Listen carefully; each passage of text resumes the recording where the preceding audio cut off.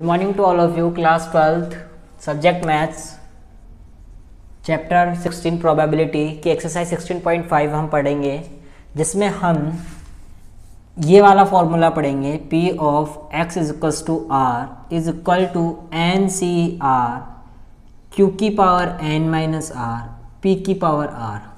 अब इधर x क्या है, r क्या है और n क्या है हम वो बताते हैं। x होता है जो भी क्वेश्चन में हमसे सक्सेस होना पूछा है, सक्सेस जिसको होना है, क्या होना है, सक्सेस जिसको होना है, क्या है, सक्सेस किसको होना है, वो है x। और r का मतलब है कि नंबर ऑफ सक्सेस, कितनी बार सक्सेस होना है, यानी कि सफल किसको होना है, और r का मतलब है कितनी बार सफल होना है, और n का है नंबर ऑफ ट्रायल्स, कि उसके अंदर से कितनी बार किया गया उस काम को, जितने में से उसको सक्सेस होना है। एन क्या, नंबर ऑफ ट्रायल्स, कितनी बार ट्राई किया गया है, और उसमें से, और आर का मतलब क्या है, कितनी बार सक्सेस होना है। जैसे 5 बार ट्रायल किया गया है और उसको 3 बार सक्सेस होना है, तो 5CR। और पी का मतलब है इसकी प्रोबेबिलिटी, सक्सेस की probability of success, probability of success जो हमसे पूछा गया है उस क्वेश्चन में। और Q not probability, not probability यानी 1 माइनस वाली, 1 माइनस पी वाली। ठीक है, ये तीनों चीज़ इसका आपको याद रखना है कि एक्स क्या होता है, जिसको सक्सेस होना है, आर का मतलब है नंबर ऑफ सक्सेस, कितनी बार सक्सेस होना है, किस में से कितना सक्सेस होना है, एन का मतलब नंबर ऑफ ट्रायल्स, पी की प्रोबेबिलिटी, पी का मतलब प्रोबेबिलिटी, क्यू का मतलब नॉट प्रोबेबिलिटी, ये चीज़ आ गई। अब इसके बाद आपको ये फॉर्मूला मालूम होना चाहिए कि एन सी आर को मैं ऐसे भी लिख सकता हूँ, N C N minus R, एक ये भी होता है। और एक आप लोगों को ध्यान होना चाहिए कि एन क्या है, सी इसको कैसे खोलते हैं, आपको ये याद होना चाहिए, 11th क्लास का टॉपिक है। एक अब मैं आपको बता देता हूँ बर्नौली डिस्ट्रीब्यूशन, क्या बता रहा हूँ मैं आप लोगों को अब, बाइनोमियल डिस्ट्रीब्यूशन, बाइनोमियल डिस्ट्रीब्यूशन।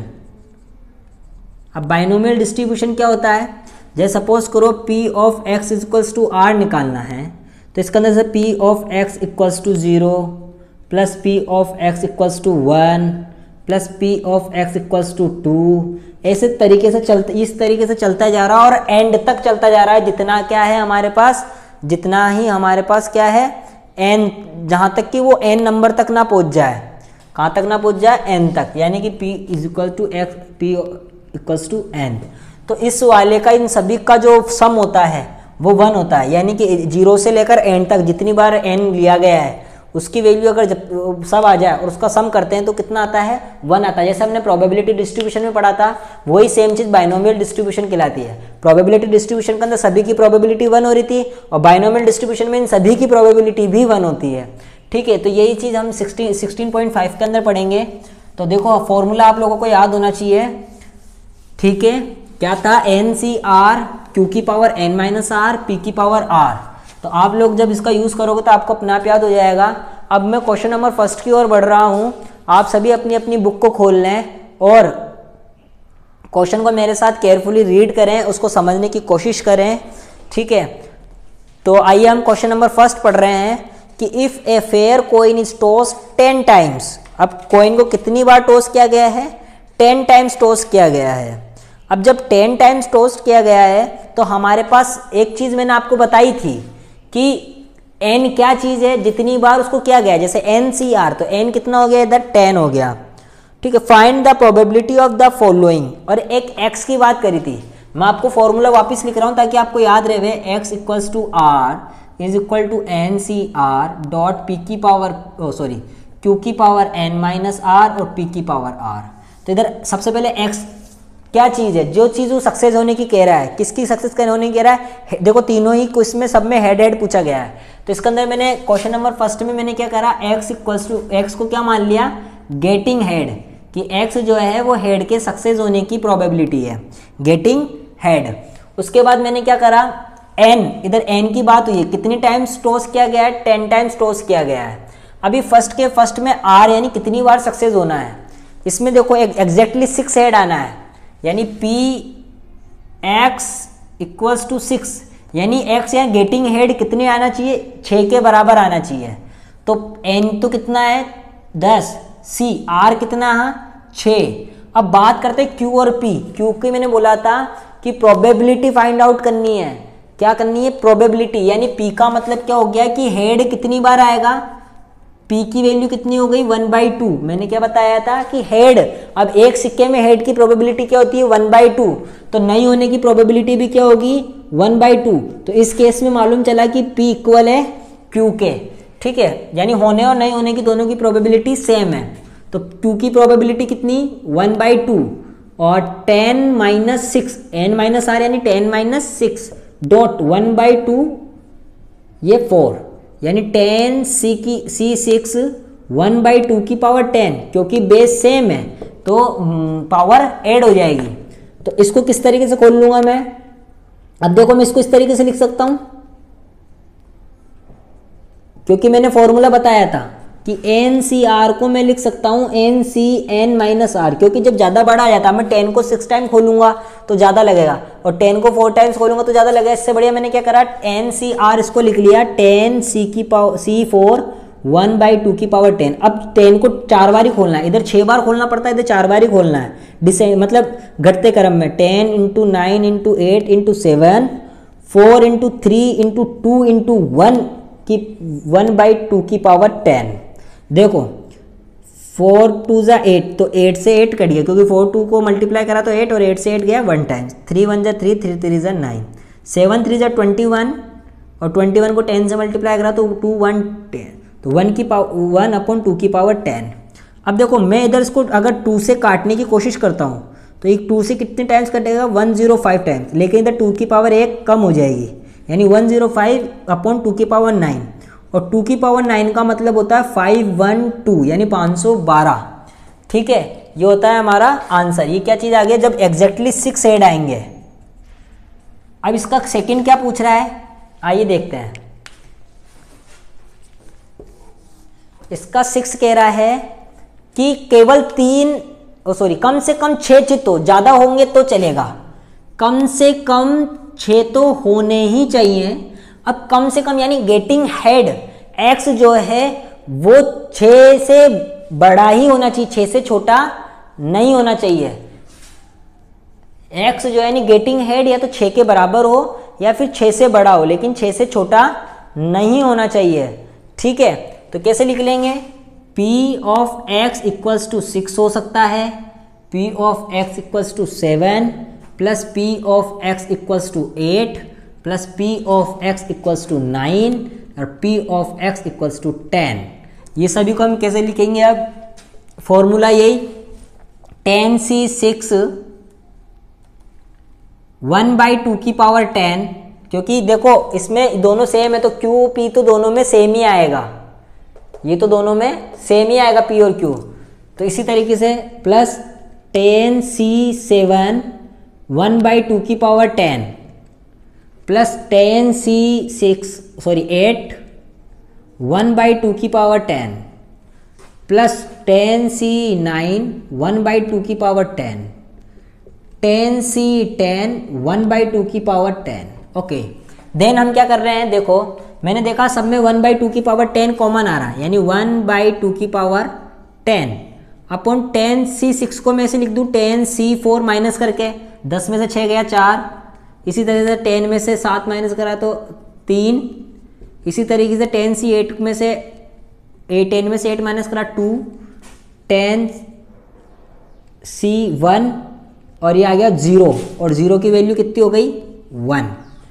ठीक है, चलो अब बात करते हैं हम इसकी, तो मैं इसको किस तरीके से लिख सकता हूं देखते हैं, आओ 10 × 9 × 8 × 7 4 × 3 × 2 × 1 plus 10 × 9 × 8 upon 3 × 2 × 1 plus 10 × 9 upon 2 × 1 plus 10 plus 1। ठीक है, ये लिख लिया हमने।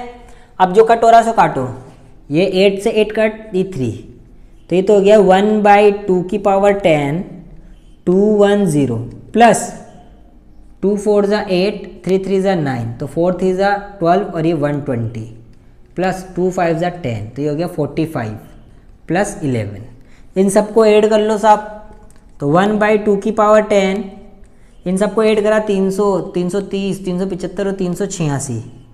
अब मैंने इसको 2 से काटने की कोशिश करी, 2 1 ज़ा 2, 2 9 ज़ा 18, 2 3 ज़ा 6, तो 193। लेकिन इधर 2 से काटा तो इधर एक पावर कम हो जाएगी, यानी 2 की पावर 9, और 2 की पावर 9 मैं पहले पढ़ चुका हूँ कितनी होती है 512, यानी 193/512। इसका क्वेश्चन नंबर थी एटमोस्ट 6, ज़्यादा से ज़्यादा 6 आने चाहिए, यानी 7 8 9 10 नहीं आने। तो इसमें क्या करना है 0 1 2 3 4 5 6 तक आपको क्या पहुंचाना है 6 तक, यानी 0 से 6 तक के ही निकाल लेने हैं आपको। इसी तरीके से होगा, बस इसमें क्या होगा 0 1 2 3 4 5 6 और उसको सॉल्व कर लेना इसी तरीके से। तो आप लोगों को समझ में आ गया ये। चलो अब हम बढ़ते हैं क्वेश्चन नंबर 2 की ओर। इसका स्क्रीनशॉट लेकर नोट डाउन करो। इसका पार्ट जो 3 है इसमें जो ये पूछ रहा है वो आपको खुद करना है, ठीक है। अब मैं क्वेश्चन पूरे नहीं कराऊंगा, सोल्व नहीं कराऊंगा, मैं केवल क्वेश्चन समझा दूंगा, ठीक है। और ये सी वाली जो चीज है ये आपको ही सॉल्व करनी है, ठीक है। देखो क्वेश्चन नंबर 2 क्या कह रहा है कि एन अर्न कंटेन, यानी कि एक कलश के अंदर 5 व्हाइट 7 रेड और 8 ब्लैक बॉल्स हैं। 4 बॉल ड्रॉ करी जा रही है 1 by 1, यानी एन कितना हो गया, कितनी बार कर रहा है वो नंबर ऑफ ट्रायल्स, यानी 4 बार कर रहा है। तो एन तो हो गया 4, 1 by 1 with replacement. What is the probability that all are white, only 3 are white, none is white, at least 3 are white, यानी सब में व्हाइट व्हाइट, यानी सक्सेस होने की बात कर रहा है व्हाइट की। तो हम सबसे पहले तो क्या मानते हैं एक्स को क्या बोलते हैं गेटिंग व्हाइट बॉल्स। पहले बात करो टोटल बॉल्स कितनी हो गई, हमारे पास टोटल बॉल्स हो गई, देखो 4 तो व्हाइट है और रेड है और ब्लैक है। तो टोटल बॉल्स कितनी हो गई देखते हैं। तो रेड तो है हमारे पास 7 और 8 और 7 और ये 8, तो ये टोटल बॉल्स कितनी हो गई हमारे पास 20। तो अब इसके अंदर हम बात करते हैं पी की, कि टोटल तो है 20, तो व्हाइट की बात कर रहे हैं, तो व्हाइट की प्रोबेबिलिटी कितनी होगी 4 में से 20, यानी कि 1/5। तो क्यू की वैल्यू होगी 1 - 1/5, यानी 4/5। तो पी और क्यू निकाल लिया। और एन की बात करते हैं हम, एन कितनी है 4 बॉल ड्रॉन्स करनी है। तो ये हमने देखो एक्स भी मान लिया, एन हमारा 4 हो गया, पी की वैल्यू आ गई, क्यू की वैल्यू आ गई, और हमने ये पता लगा लिया। अब हमसे ये फर्स्ट क्वेश्चन में क्या पूछ रहा, ऑल आर व्हाइट, यानी कि x = 4, यानी गेटिंग व्हाइट कितनी आनी चाहिए 4 बार सक्सेस होना चाहिए, यानी कि n कितना 4, c और r भी कितना 4, यानी वो कितनी बार आ रहा है 4 बार सक्सेस हो रहा है। तो q की पावर 4 - 4 और p की पावर 4, तो इसकी वैल्यू तो 1 हो जाएगी, और 4 में से 4 गया तो 0, और q की पावर 0 की किसी की भी पावर 0 तो 1, और p कितना है 1/5, तो 1/5 की वैल्यू की पावर 4, तो इसकी वैल्यू कितनी आ गई 1/5 की पावर 4। देखो कुछ गलती कर दी, 5 वाइट बॉल्स है, 4 नहीं है, 5 वाइट बॉल्स है, तो 7 12 और 20, तो ये कितना 5, तो ये कितना हो गया 1/4, तो ये कितना हो गया 1/4, यानी कि हो गया 3/4। ओके क्लियर है। तो यहाँ भी क्या आएगा 1/4 की पावर 4, तो इसका रिजल्ट कितना आ गया 1/64। इसको ओपन करेंगे तो सेकंड में क्या कह रहा है कि व्हाइट बॉल 3 होनी चाहिए। व्हाइट बॉल क्या होनी है, ओनली 3 आर व्हाइट, 3 व्हाइट होनी चाहिए, ज़्यादा नहीं होनी चाहिए, यानी 4 में से उसको 3 बार सक्सेस होना है। तो Q की पावर 1 और P की पावर 3, तो 4 की पावर 3 को कैसे खोल लेंगे, 4 × 3 × 2, और ये 3 × 2, और Q की पावर 1 यानी कि 3/4, और P की पावर 4 यानी 1/4 की पावर 3। तो देखो 2, ये 3/2 से 3/2 कट, ये 4 से 4 कट, तो 3 × 2 ये आएगा 256, तो 4 4 = 16, 16 16 256, और ये आएगा 64। तो ये हो गया हमारा 3 × 1 64। तीसरा क्वेश्चन क्या कह रहा है इसका, हमारे सुनो, तीसरा हमसे कह रहा है कि नन इज वाइट, एक भी वाइट नहीं होनी चाहिए, यानी कि 0 होनी चाहिए, x = 0, यानी 4c 0, q की पावर 4 और p की पावर 0। तो इस 0 का तो वैल्यू 1 और q की पावर 4 का मतलब कितना हो गया 3/4 की पावर 4 और किसी की पावर 0 हो तो 1 यानी 3/4 की पावर 4। ये हमारा तीसरा हो गया। और इसका चौथा क्या हुआ कि एटलीस्ट 3 आर वाइट, कम से कम 3 तो होनी ही चाहिए। x की वैल्यू जो है कम से कम यानी x की वैल्यू 3 या 3 से ज्यादा ही होनी चाहिए, कम नहीं होनी चाहिए, ठीक है, कम से कम 3 तो हो। तो इसके अंदर हम क्या लिख लेंगे, या तो 3 हो सकती है या फिर 4 हो सकती है। तो इसको कैसे लिख लेंगे 4c3 q की पावर 1 p की पावर 3 प्लस 4c4 q की पावर 0 और p की पावर 4। ठीक है, तो इसको सॉल्व कर लोगे आराम से आप। इसको सॉल्व करने के बाद आपका आंसर आराम से निकल जाएगा। ठीक है, आइए अब मैं क्वेश्चन नंबर 3 बता रहा हूं आपको। क्वेश्चन नंबर 3 क्या कह रहा है देखते हैं। स्क्रीनशॉट लेके नोट डाउन करते हैं, बहुत इजी एक्सरसाइज है ये। वही x मानना है, p मानना, p को निकालना है, q को निकालना है, n क्वेश्चन में गिवन आएगा, फिर देन बस कोई सॉल्यूशन करना है। क्वेश्चन नंबर 3 देखो कि इन ए हर्डल रेस, यानी कि एक बाधा रोड होती, मतलब जिसमें बाधाएं डालते हैं ना, जिसमें उछल उछल के पार करनी होती है हर्डल। तो in a hurdle race a player has to cross 10 hurdles. ठीक है, क्रॉस करता है 10 हर्डल्स को। तो n इज इक्वल टू कितना हो गया 10। The probability that he will clear each hurdle is 5/6, यानी कि जो प्रोबेबिलिटी हर्डल को क्लियर करने की वो 5/6 है। तो p की वैल्यू तो 5/6 है, तो q की वैल्यू कितनी जाएगी 1/6। What is the probability that he will knock down fewer than 2 hurdles, यानी कि इस बात की क्या प्रायिकता है कि वे 2 से कम बाधाओं को गिरा देगा। 2 से कम यानी कि 0 को गिरा देगा और 1 को गिरा देगा। और देखो इसने क्या कहा, n इज इक्वल टू कितना हो गया 10 हो गया। ठीक है, और x क्या कह रहा है कि क्या करना है, इसको 2 बाधाओं को गिरा देगा। ठीक है, तो इसके अंदर हम क्या कह रहे हैं, पार नहीं कर पाएगा, मतलब इसका मतलब क्या हो गया, पार नहीं कर पाया। तो नॉट क्लियर हर्डल, तो हमने x को क्या मान लिया कि नॉट क्लियर हर्डल, यानी पार नहीं कर पाएगा, पार नहीं कर पाएगा, हर्डल को पार नहीं कर पा रहा साहब। अब देखो 10 में से ये क्या कह रहा है कि इसकी प्रोबेबिलिटी तो 5/6 गिवन है, तो इसकी प्रोबेबिलिटी कितनी होगी 1 - 5/6 इज इक्वल टू 1/6। n आ गया, x आ गया, p आ गया, q आ गया। अब हम क्या करते हैं, अभी कह रहा है कि कम से कम वो क्या करना चाहिए, कितनी बार सक्सेस होना चाहिए, 2 से कम बाधाओं को गिरा देगा, 2 से कम बाधाओं को गिरा देगा। तो कैसे निकालेंगे, देखो इसको हम बोल रहे हैं कि x जो है वो 2 से ज्यादा नहीं होना चाहिए, यानी वो कम से कम वो क्या है 2 से ज्यादा नहीं होना चाहिए, यानी कि वो 0 को गिरा सकता है और वो 1 को गिरा सकता है। तो वैल्यू क्या हो गई कि 10 में से वो किसी को भी नहीं गिरा रहा है और 10 में से वो 1 को गिरा रहा है। चलो अब इसको सॉल्व कर लेना। इसकी वैल्यू 1, इसकी वैल्यू 1, तो q की पावर 10 यानी 1/6 की पावर 10 प्लस 10 और q की यानी 1/6 की पावर 9 इंटू 5/6 की पावर 1। तो इसको सॉल्व करोगे तो आपका आंसर आराम से निकल कर आ जाएगा। आप लोगों को ही सॉल्व कर लेना है, ठीक है। अब क्वेश्चन नंबर 4 देखो, ये कर लोगे ना, इसको सॉल्व आराम से सॉल्व कर लेना है। 1/6 जैसे 1/6 की पावर 9 दोनों में कॉमन आ रहा है, तो अंदर क्या बच गया 1/6 प्लस 10 इंटू 5/6। ठीक है, तो इसका 1/6 की पावर 9 इंटू 1/6 प्लस 50/6, तो ये 1/6 की पावर 9 इंटू 51/6।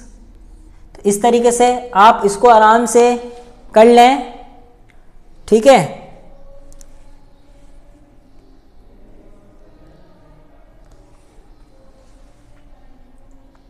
और इधर 5/6 क्योंकि तो 5/6 की पावर 9 और ये 1/6 है, गलती कर दिया, ठीक है।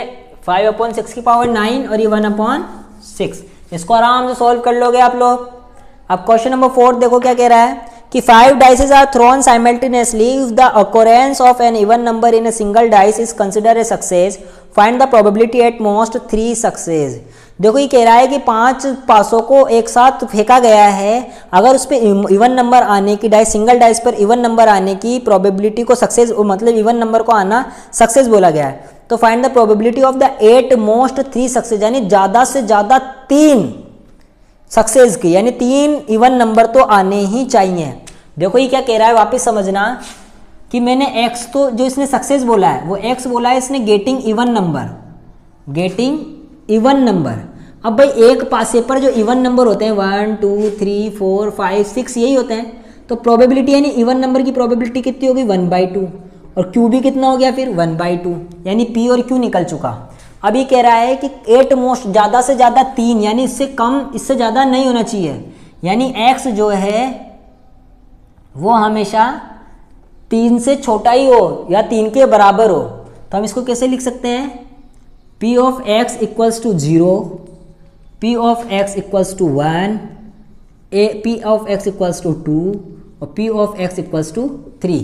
यानी कि अब n की बात कर रहे हैं, तो n यानी कितनी बार फेंका गया, 5 टाइम्स, तो n इज इक्वल टू 5। ये क्वेश्चन नंबर हमारा 4th है, तो n इज इक्वल टू 5, यानी 5 में से 0 बार सक्सेस होना है, तो q की वैल्यू 5 और p की वैल्यू 1।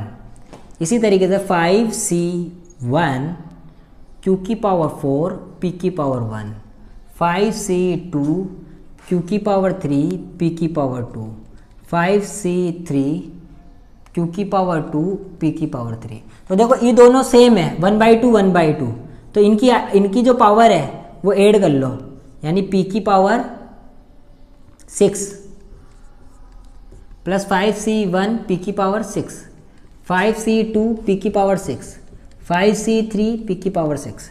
तो इसमें से मैंने क्या करा, p की पावर 6 कॉमन ले लिया, तो 1 प्लस 5, इसकी वैल्यू कितनी होती है 5, और इसको 5 into 4 2 into 1 plus 5 into 3 4 into 3 और ये 3 इंटू 2 इंटू 1। तो इसको सॉल्व कर लेते हैं भाव, 2 2 ज़ा 4, 3 से 3 का 2 2 ज़ा 4, तो p की पावर 4 यानी 6 प्लस 10 प्लस 10, ठीक है।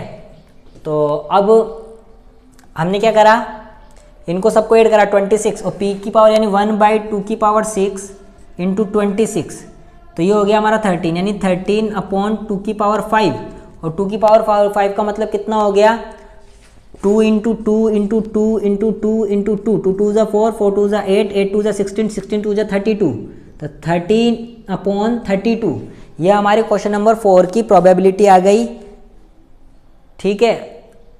कहीं मिस्टेक कर दी क्या,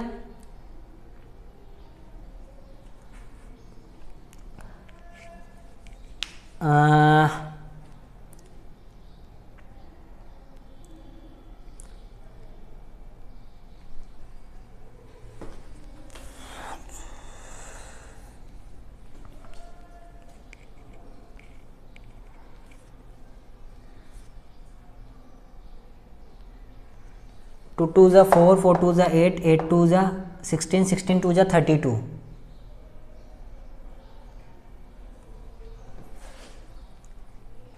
ये पावर 6 है। देखो वापस देखो 26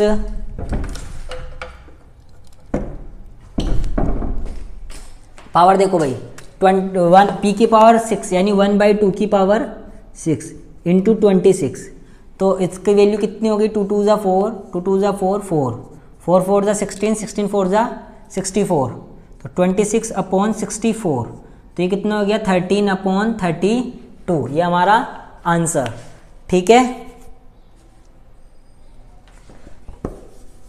ये हमारा क्वेश्चन नंबर 4 भी हो गया, जो कि बहुत इजी था, मैंने पूरा ही करवा दिया ये। अब बात करते हैं क्वेश्चन नंबर 5 की। केवल क्या पता लगाना है इसके अंदर आपको, n के बाद r के बाद x किसको माना है सक्सेस, और p और q की वैल्यू फाइंड आउट करके केवल फॉर्मूले में रखे जाओ और सॉल्व करे जाओ।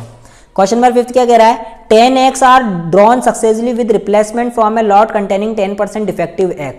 भाई 10% डिफेक्टिव है, तो प्रोबेबिलिटी कितनी होगी डिफेक्टिव की, अभी देखते हैं। Find the probability that there is least one defective egg. तो देखो इसने क्या बोला, एक्स जो माना है वो माना है डिफेक्टिव एक्स को, डिफेक्टिव एग्स को, ठीक है। अब इसने कहा कि 10% डिफेक्टिव है, तो प्रोबेबिलिटी कितनी होगी 10%, यानी 10/100 यानी 1/10। तो इसकी कितनी होगी 1 - 1/10 इज इक्वल टू 9/10, नहीं होने की।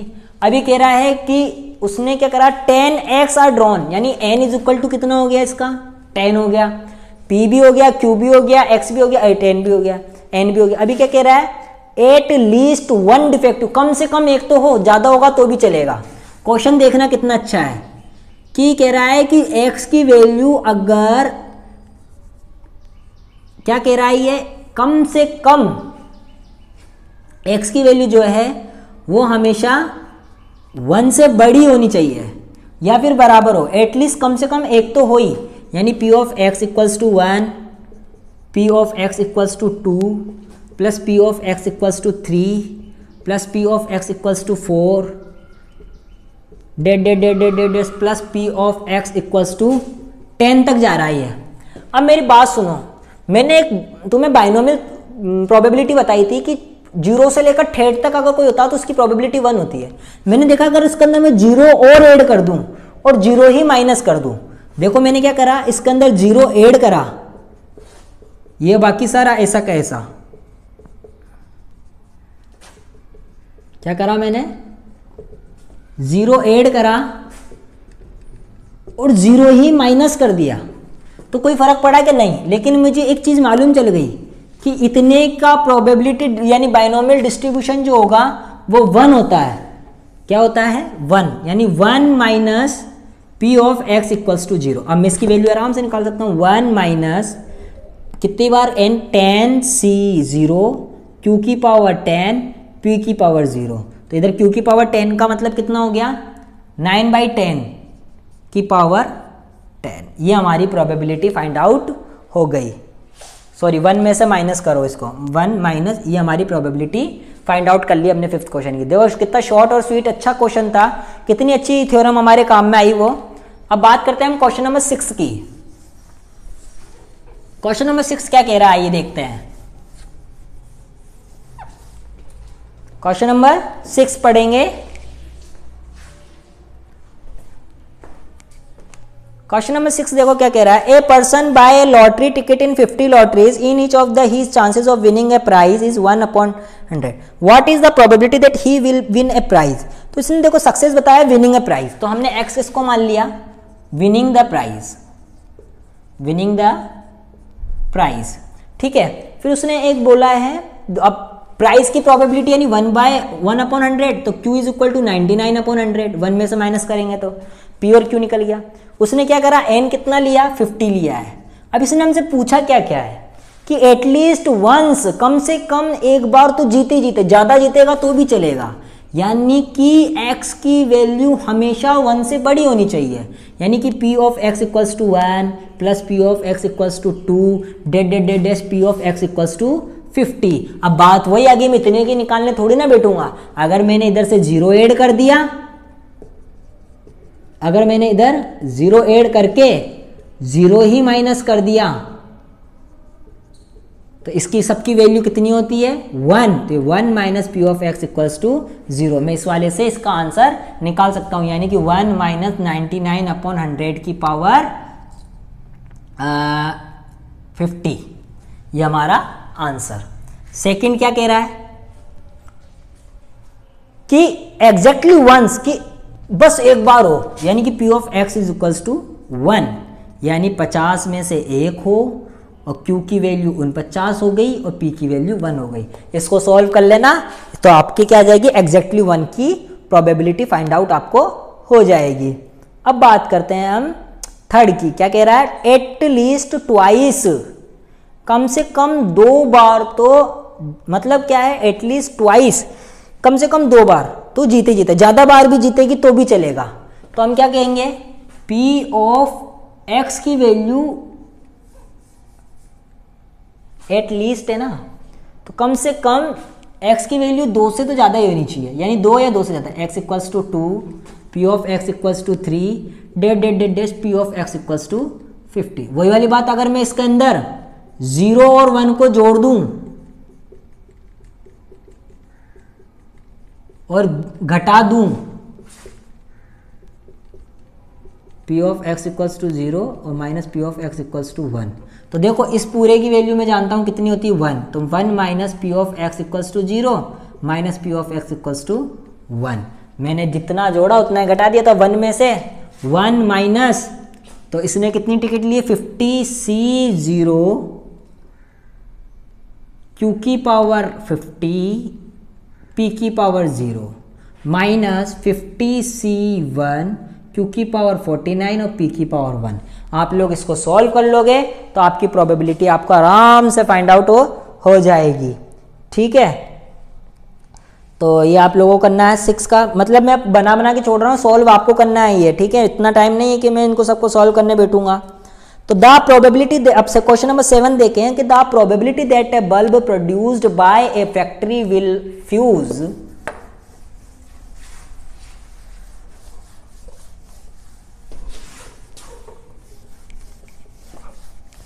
क्या कह रहा है सुनो, कि the probability that A bulb produce by A factory will fuse after 150 days on use is 0.05। यानी कि ये कह रहा है कि जो प्रोबेबिलिटी है बल्ब प्रोड्यूस करने की एक फैक्ट्री है जो कि जिसकी फ्यूज है 150 दिन के बाद उसकी प्रोबेबिलिटी होती है 0.05, यानी कि फ्यूज होने की प्रोबेबिलिटी।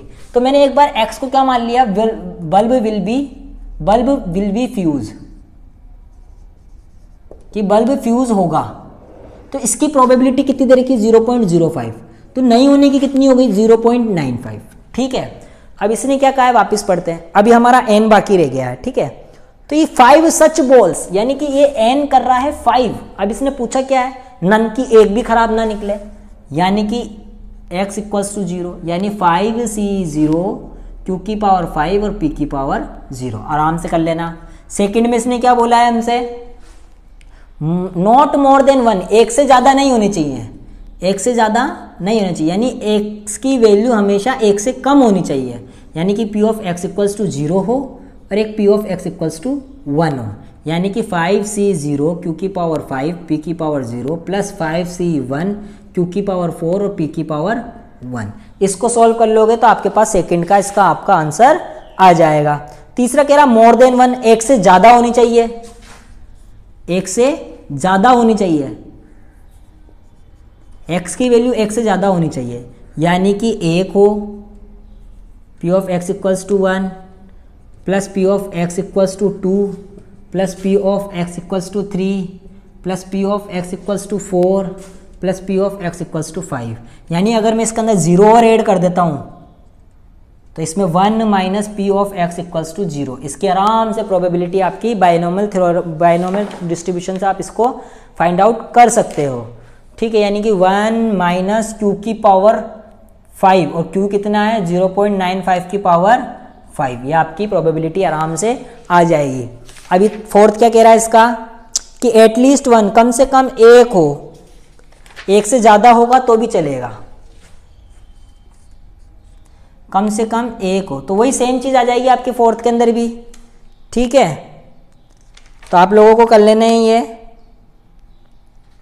लेकिन इसके अंदर जो मैंने बताया, इसने क्या कहा, मोर देन 1, एक से ज़्यादा होनी चाहिए, एक नहीं होनी चाहिए, एक से ज़्यादा होनी चाहिए। तो इसके अंदर आप लोगों को क्या करना है कि x1 minus p x equals to 0 minus p of x equals to 1 minus करके ऐड करना है। ये 1 कैसे हुआ आप लोगों को मालूम चल गया होगा। फिर इस तरीके से सॉल्व करना है, और जो फोर्थ है ना उसमें आपको 1 माइनस वो q की पावर कर देना है।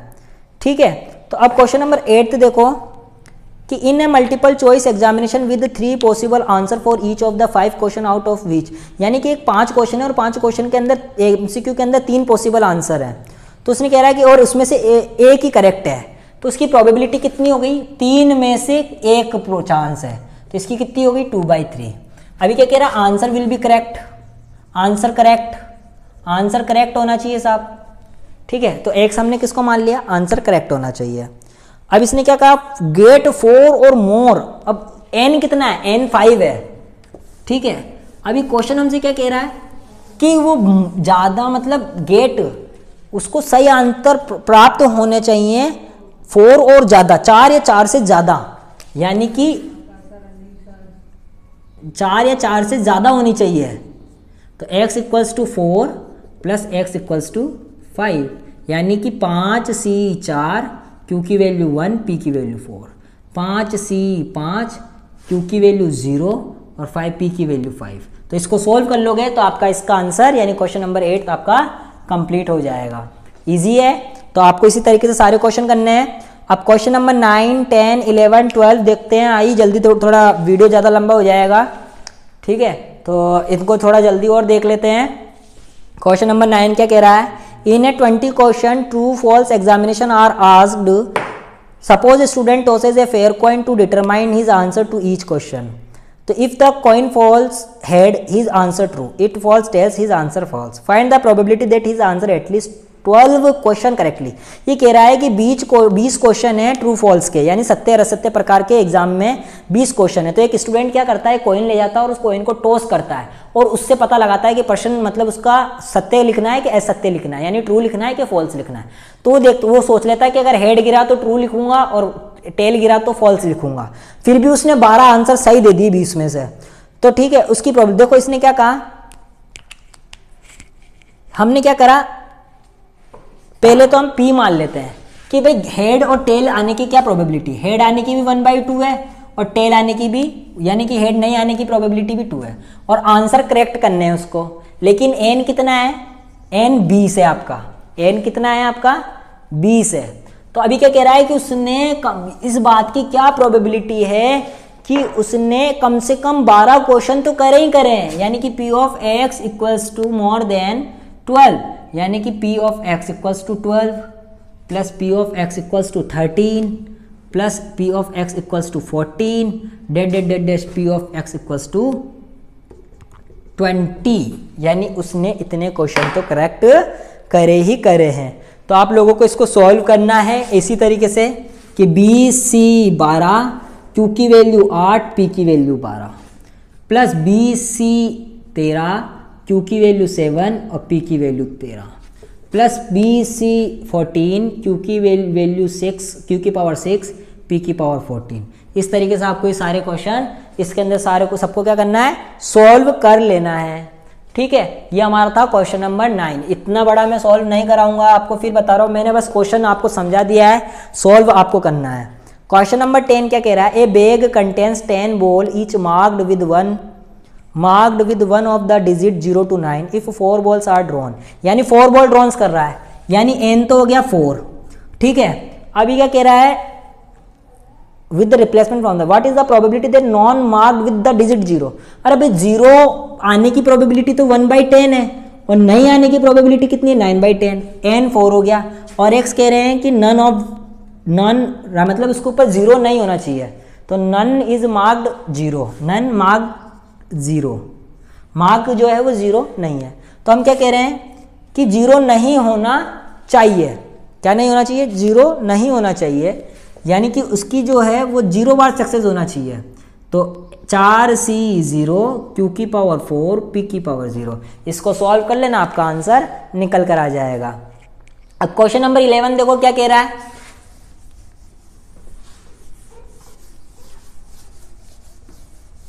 क्वेश्चन नंबर 11 क्या कह रहा है, 5 कार्ड्स आर ड्रॉन सक्सेसफुली, यानी n हमारा कितना हो गया, 5 हो गया। अभी कह रहा है कि with replacement from a well shuffle 52 cards देख, what is the probability that all the 5 cards are spades. तो भाई स्पेड्स की प्रोबेबिलिटी क्या है, पहले तो 52 में से 13 स्पेड्स के होते हैं, यानी 1/4, तो नहीं होने की Q की क्या हो गई 3/4। ठीक है, अभी क्या कह रहा है, x मैंने मान लिया getting spades card, getting cards spades, यानी हुकुम का पत्ता मिलता है उसको।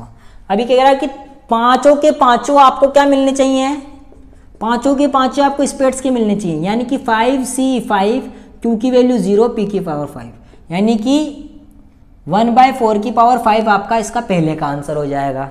ठीक है, उसके बाद ये क्या कह रहा है, सेकंड क्या कह रहा है कि ओनली 3 कार्ड्स मिलने चाहिए, यानी 5C3 Q की पावर 2 और P की पावर 3। आप इसको सॉल्व कर लोगे तो आपको ओनली 3 कार्ड्स मिल जाएंगे। और नन इज स्पेड्स यानी 0 आना चाहिए, ये सेकंड का था, नन इज 0 कि अब एक भी नहीं होना चाहिए, यानी 5C 0, Q की पावर 5 और P की पावर 0। आप इसको सॉल्व कर लोगे तो आपका इसका आंसर क्लियर हो जाएगा। ठीक है, अब क्वेश्चन नंबर 12 देखें, ये क्वेश्चन नंबर 11 था। अब क्वेश्चन नंबर 12 देखें क्या कह रहा है। क्वेश्चन नंबर 12 कह रहा है कि suppose x has a binomial distribution. देखो बाइनोमियल डिस्ट्रीब्यूशन क्या होता है, यानी b 6 और ये 1/2 है। ठीक है, तो इसमें क्या कह रहा है, show that x is equal to 3 is the most likely outcomes. पहले बस आप इसको समझें, ये जो आपका होता है ये होता है n और ये आपका जो होता है ये होता है p।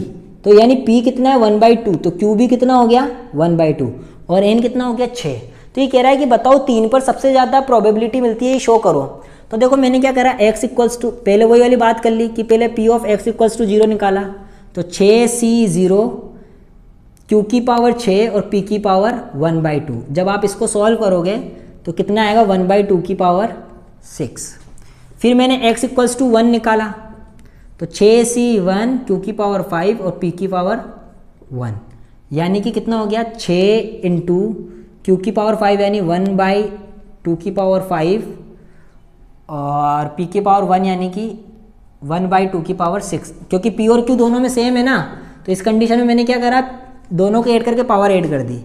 तो x इक्वल्स टू 2 निकालते हैं, 6C 2, q की पावर 5 p की पावर 6 यानी कि 6। अब 6C2 को कॉल को कर लो, 6 इंटू 5 2 इंटू 1 और 1/2 की पावर 6, 2 3 6 यानी 15। अब x इक्वल्स टू 3 निकाल लो, तो 6C 3, p की पावर 6 यानी 6 इंटू 5 इंटू 4, 3 इंटू 2 इंटू 1, तो 3 2 6 यानी 20, 1/2 की पावर 6 यानी ये आंसर है ना। और उसके बाद p of x equals to 4 यानी 6C 4, p की पावर 6 यानी 6 इंटू, अब इसको माइनस करके लिख देना, 6 इंटू 5 और 2 इंटू 1 इक्वल्स टू 1/2 की पावर 6, तो 15 आ गया। तो आप इसको सॉल्व करोगे तो सबसे ज़्यादा क्या निकल कर आएगी, ये 3 पे। तो हमने शो कर दिया कि जो लास्ट आउटकम से सबसे ज़्यादा वो x इज इक्वल्स टू 3 पर मिल रहा है। ठीक है, अब क्वेश्चन नंबर लास्ट जो 13 है इस एक्सरसाइज का, आइए वो देख लेते हैं।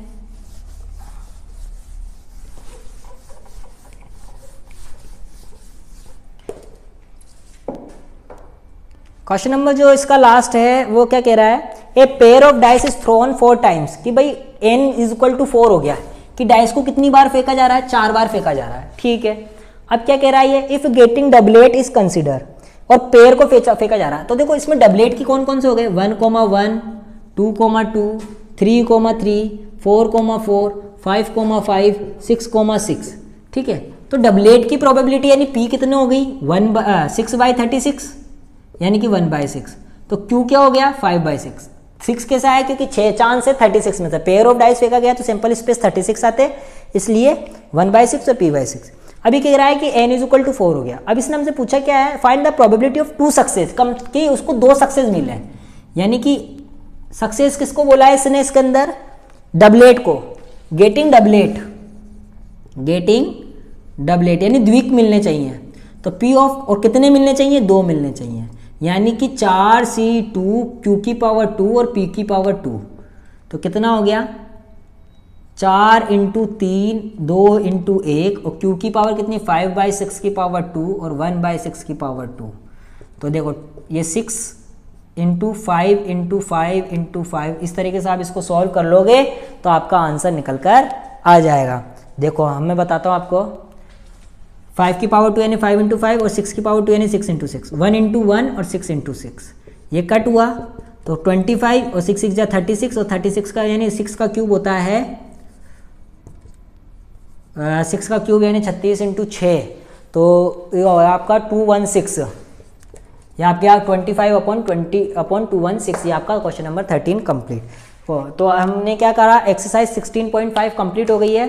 अब आपको बस ये पता लगाना है कि एग्जाम में कोई क्वेश्चन आ रहा है तो वो किससे होगा, कंडीशनल प्रोबेबिलिटी से होगा, इंडिपेंडेंट इवेंट से होगा, या प्रोबेबिलिटी डिस्ट्रीब्यूशन से होगा, या बेज थ्योरम से होगा, या फिर बाइनोमियल डिस्ट्रीब्यूशन से होगा। जितने भी टॉपिक पढ़े हैं आपको बस इतना पता लगाना है कि होगा किससे।